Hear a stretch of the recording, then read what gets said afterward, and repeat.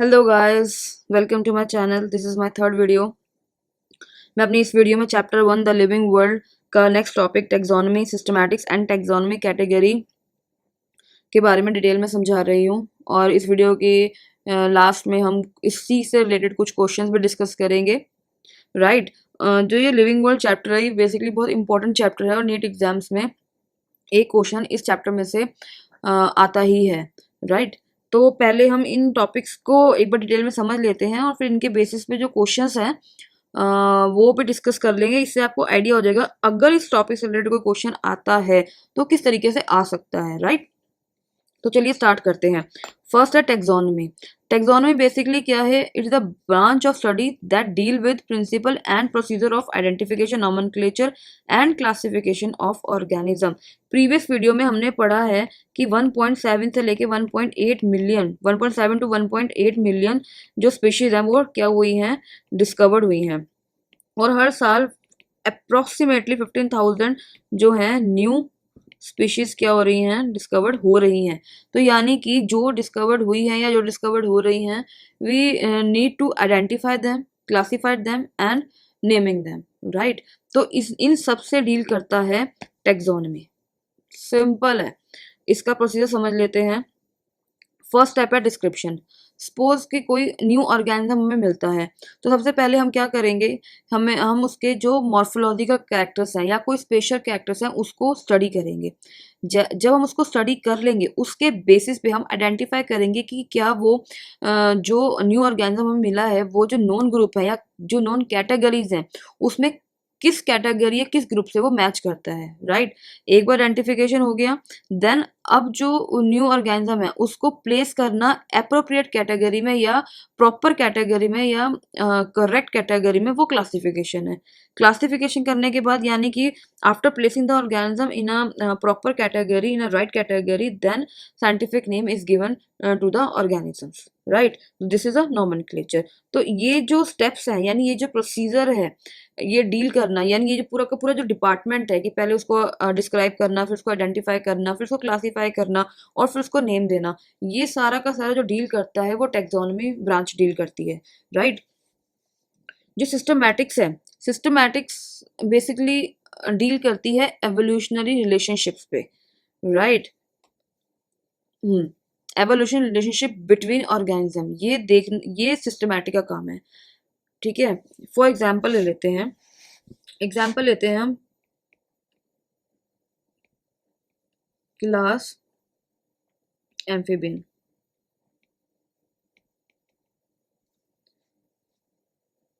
Amphibia, sorry,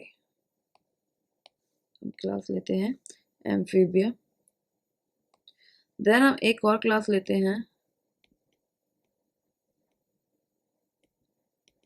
reptilia. Then class लेते हैं हम एव एंड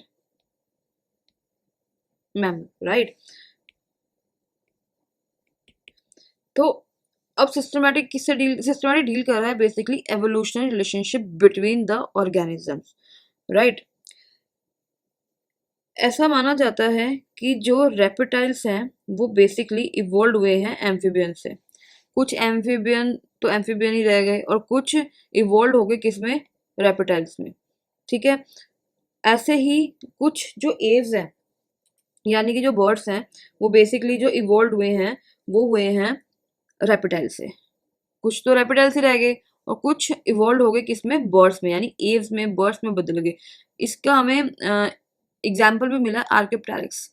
उसमें हाफ कैरेक्टर्स रेप्टाइल के थे और हाफ कैरेक्टर्स बर्ड के थे। राइट। तो यानी कि उसके जो फॉसिल्स मिले हैं उससे साइंटिस्ट ने ये अंदाजा लगाया है कि जो एव्स हैं, जो बर्ड्स हैं, वो रेप्टाइल से ही इवोल्व हुई हैं। ऐसे ही मैमल, आपको पता होगा कि जो रेप्टाइल है उसका ऑर्डर है थैलेपसिड्स, जो कि मेंबर है सब क्लास स्नैप्सिडा का। स्नैप्सिडा को मैमल लाइक रेप्टाइल्स भी बोला जाता है। तो इसको इसीलिए जो मैमल्स हैं वो भी रेप्टाइल से ही इवोल्व हुए हैं। यानी कि अगर हम बात करें डिफरेंट डिफरेंट कैटेगरीज की, तो जो सिस्टमैटिक है बेसिकली वो डील कर रहा है कि क्या ये जो कैटेगरीज हैं और इसके अंदर जो ऑर्गेनिज्म प्लेस्ड है वो उनके बीच में कुछ एवोल्यूशनरी रिलेशनशिप है या नहीं, इससे डील करता है सिस्टमैटिक। राइट। आई होप आपको समझ में आ गया होगा सिस्टमैटिक किस चीज से डील कर रहा है। यानी कि सिस्टमैटिक बेसिकली थोड़ा ब्रॉडर वर्जन है टेक्सोनोमिक का, राइट। अब हम बात करते हैं टेक्सोनोमिक कैटेगरी की, ठीक है। अर्थ पे बहुत सारे प्लांट्स प्रेजेंट हैं, यानी millions of plants, millions of animals, यानी कि वाइड रेंज प्रेजेंट है लिविंग ऑर्गेनिज्म की अर्थ पे। तो हर एक पर्टिकुलर ऑर्गेनिज्म को स्टडी करना बहुत डिफिकल्ट है।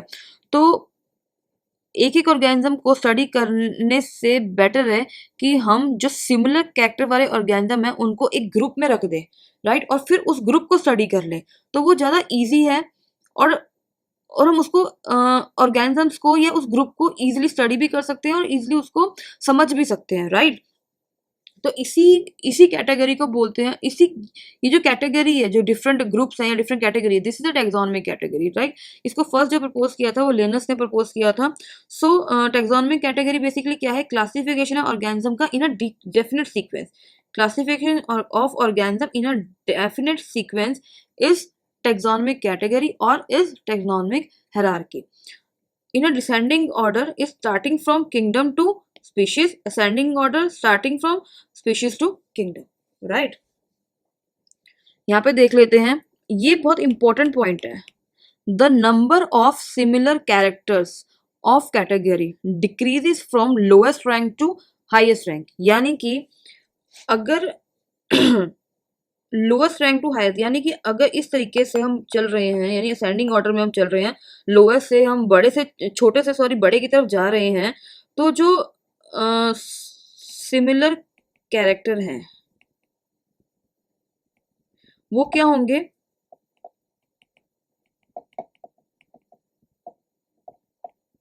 वो होंगे डिक्रीज, और नंबर ऑफ ऑर्गेनिजम्स ये क्या होंगे, इंक्रीज, ठीक है।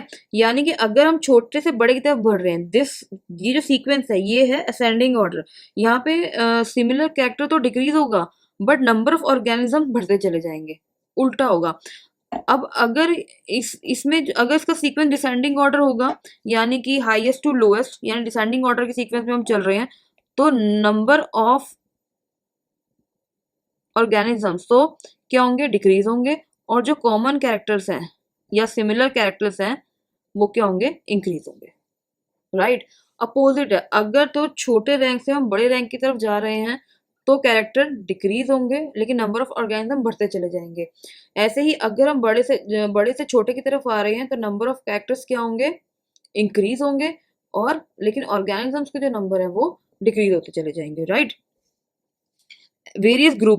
वेरियस ग्रुप होना, लेवल, रैंकिंग, ठीक है, क्लासिफिकेशन में, ये टेक्सोनॉमिक कैटेगरी है। सो कैटेगरी बेसिकली एक यूनिट है क्लासिफिकेशन की, right, which is also called taxon या टेक्सा, ठीक है।